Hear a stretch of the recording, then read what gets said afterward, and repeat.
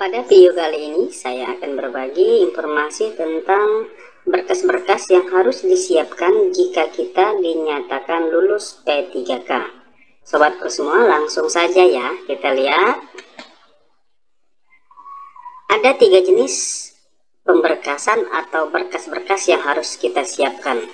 Ya, yang pertama ini ada pemberkasan yang untuk pengisian DRH atau daftar riwayat hidup. Kemudian yang kedua juga ada pemberkasan yang nanti akan diminta oleh instansi tempat kita melamar. Dan juga saya menyiapkan ada model yang ketiga, itu pemberkasan tambahan yang bisa jadi nanti akan diminta oleh instansi tempat kita melamar. Nah, apa saja? Kita lihat satu persatu. Ini yang pertama adalah berkas yang akan diupload saat pengisian daftar riwayat hidup. Nah, yang pertama adalah surat pernyataan 5 poin. Nah, biasanya format itu sudah tersedia di akun SSCASN ya. Kemudian yang kedua adalah surat keterangan catatan kepolisian atau SKCK. Dan ini biasanya nanti akan ditentukan apakah boleh dibuat di Kapolsek, di Polres ataupun di Polda, nanti ikuti saja arahan. Kemudian yang ketiga adalah diminta juga daftar riwayat hidup yang diisi dan diunduh dari SSCASN. Kemudian yang keempat, kita juga diminta untuk mengupload bukti pengalaman kerja yang asli yang sudah ditandatangani langsung oleh instansi di mana kita pernah bekerja sebelumnya. Dan ini jika ada ya, jika memang tidak ada tidak usah disiapkan. Kemudian yang kelima adalah surat keterangan bebas nafsa atau bebas narkoba.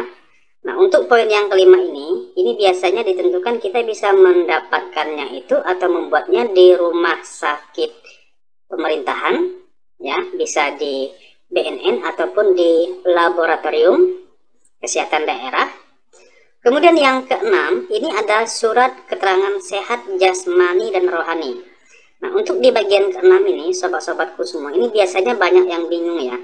Di sini sebenarnya dari nomor 6 ini sudah dinyatakan ada 2 jenis biasanya. Ini surat kesehatan jasmani, ini biasanya yang berbentuk SKD atau surat keterangan dokter. Sedangkan yang rohani ini biasanya surat menyatakan keterangan tentang kesehatan jiwa kita atau SKJ, surat keterangan jiwa. Kemudian yang ketujuh juga akan diminta untuk diupload adalah ijazah asli pendidikan terakhir, baik yang S1 maupun yang D4. Kemudian yang kedelapan adalah transkrip nilai asli pendidikan terakhir kita yang S1 ataupun D4. Kemudian yang kesembilan yang akan diminta juga untuk diupload adalah surat lamaran yang ditujukan kepada instansi saat kita melamar. Dan yang ke-10 adalah pas foto terbaru. Nah, untuk pas foto terbaru ini biasanya untuk ukuran dan warna nanti menyesuaikan saja, dan biasanya akan diberikan juga pedoman untuk pas foto ini di akun SSCASN kita. Nah, di sini ada catatan sobat-sobatku semua. Semua berkas yang ada ini harus di-scan ya, harus di-scan, dan untuk ukuran file itu menyesuaikan dengan format yang tersedia di format saat mengisi daftar riwayat hidup di SSCASN. Kemudian sobat-sobatku semua,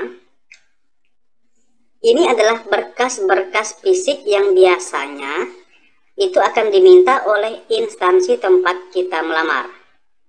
Tapi ada catatannya di sini. Untuk kebijakan setiap instansi itu bisa berbeda-beda. Nah, ini adalah gambaran umum yang selama ini sering diminta oleh masing-masing instansi untuk diserahkan fisiknya kepada mereka. Nah, yang pertama adalah fotokopi KTP. Kemudian yang kedua adalah fotokopi KK atau kartu keluarga. Kemudian yang ketiga adalah fotokopi akta lahir.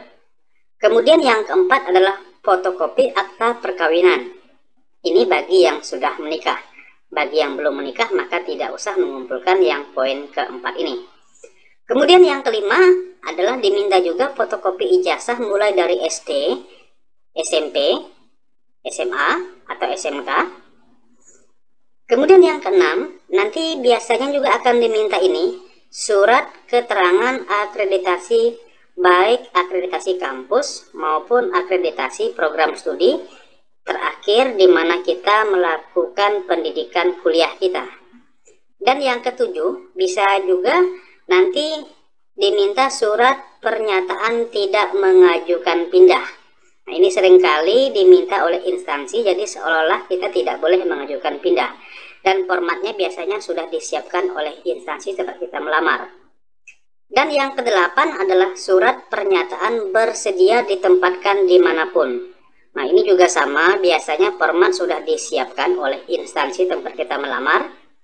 Dan yang kesembilan adalah surat pernyataan tidak pernah dipidana.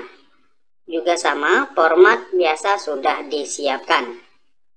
Yang kesepuluh adalah surat pernyataan tidak pernah diberhentikan secara hormat atau tidak hormat.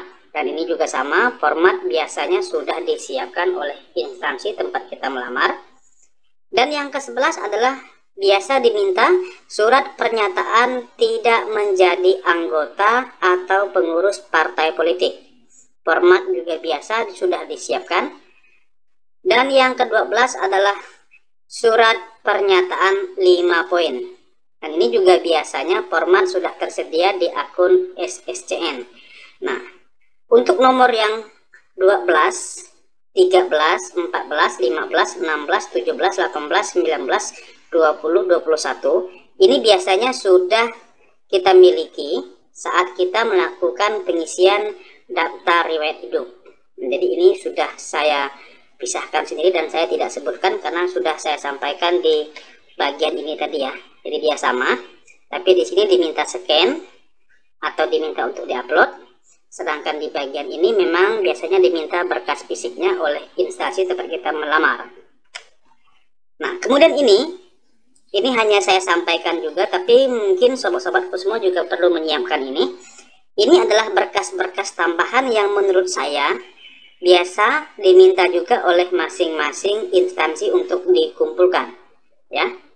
Nah, yang pertama, kartu NPWP. Mengapa saya sampaikan? Karena nanti kalau kita sudah mengurus pemberkasan, maka nanti diharapkan sudah memiliki kartu NPWP untuk pengurusan pajak. Ya.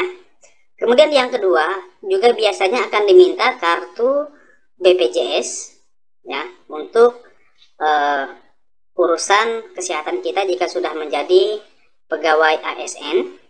Kemudian yang ketiga, akan diminta juga nanti adalah buku tabungan. Nah, buku tabungan ini berkaitan dengan buku tabungan atau rekening kita untuk penggajian nanti.